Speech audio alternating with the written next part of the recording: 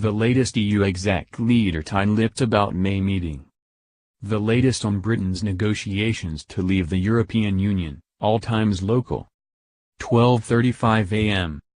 The President of the European Commission refused to divulge what issues he would discuss with British Prime Minister Theresa May over dinner on Monday and said to wait until the autopsy. EU officials said that the meeting would span much more than the struggling Brexit talks to include current trade relations with global partners, but since both will also bring their chief negotiator for the talks, the stalemate in the negotiations will be on the agenda. EU Commission President Jean-Claude Juncker said, "I will see Mrs. May this evening. We will have discussions and then you will have the autopsy."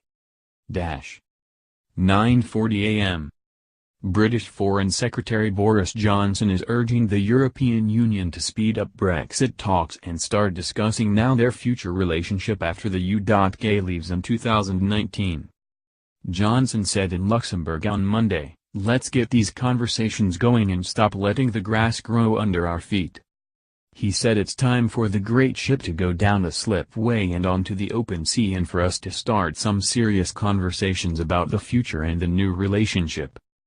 Johnson's remarks came ahead of a Monday dinner meeting between Prime Minister Theresa May, European Commission President Jean-Claude Juncker and top Brexit negotiators. EU leaders are expected this week to rule that not enough progress has been made for the negotiations to be expanded to include future relations and trade. 9:35 a.m. UK Prime Minister Theresa May is heading to Brussels to meet with senior European Union officials in hopes of reinvigorating stalled negotiations on Britain's departure from the European Union. May's unexpected decision to meet European Commission President Jean-Claude Juncker and Chief Negotiator Michel Barnier follows Barnier's comment last week that the latest round of talks had ended in a disturbing deadlock over Britain's financial obligations.